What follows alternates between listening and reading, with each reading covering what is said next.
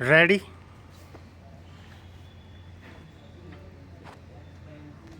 Start.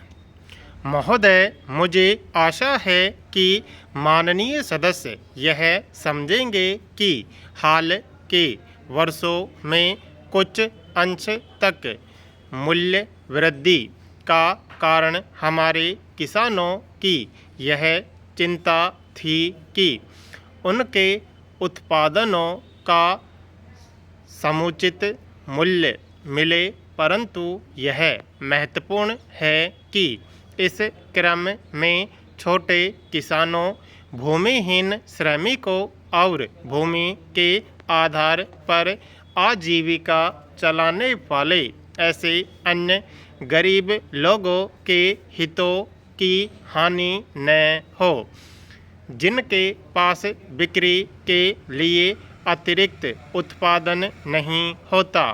उपभोक्ताओं और उत्पादकों के हितों में सामंजस्य स्थापित करना सरकार का काम है। कोई भी मूल्य नीति इसी प्रकार सफल हो सकती है। हमें किसानों के यथार्थ हित में काम करना है, लेकिन साथ ही हमें यह भी सुनिश्चित करना है कि समाज के कुछ वर्ग शेष समाज का शोषण न कर सकें। अलग अलग वर्गों के बजाय पूरे राष्ट्र के हित को हमेशा ही प्राधान्यता देनी होगी। हमें याद रखना है कि अन्य देशों में भी, जिनमें अनेक विकसित देश भी हैं, विभिन्न रूपों में मूल्य वृद्धि पाई जाती है। निस्संदेह हमारे लिए यह अधिक कष्टकर है, क्योंकि हमारे यहाँ बहुसंख्यक लोगों का जीवन स्तर नीचा है, लेकिन विकासशील अर्थव्यवस्थाओं में मूल्यों पर कुछ दबाव प्राय अवश्यंभावी है।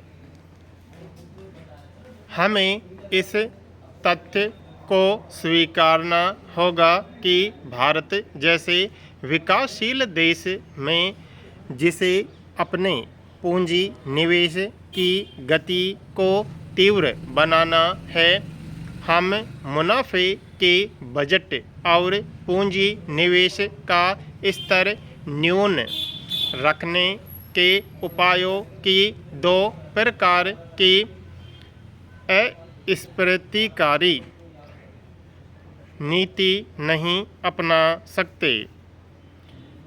इसलिए एक ऐसी योजना को कार्यान्वित करते हुए जो हमारे साधनों के संदर्भ में बहुत बड़ी है, लेकिन इतनी बड़ी भी नहीं कि हमारी जनता की सभी आवश्यकताओं को पूरा कर सके, यह अनिवार्य हो जाता है कि मूल्यों में कुछ वृद्धि हो।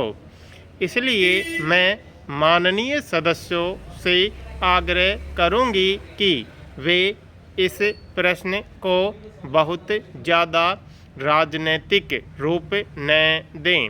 आम चुनावों से ठीक पूर्व की अवधि में औद्योगिक लाइसेंस देने के एक अन्य मामले को लेकर आलोचना की गई।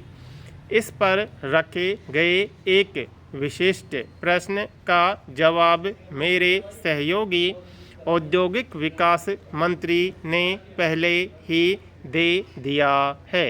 कोई भी काम जल्दबाजी में नहीं किया गया और हर चीज़ सामान्य प्रक्रिया के अंतर्गत हुई, और यह बात मुझे आश्चर्यजनक नहीं लगती कि हम पर एक और तो यह आरोप लगाया गया कि उक्त अवधि में सामान्य रूप से स्वीकृत लाइसेंसों को रोका नहीं गया और हमने उन्हें जारी करने में विलंब किया।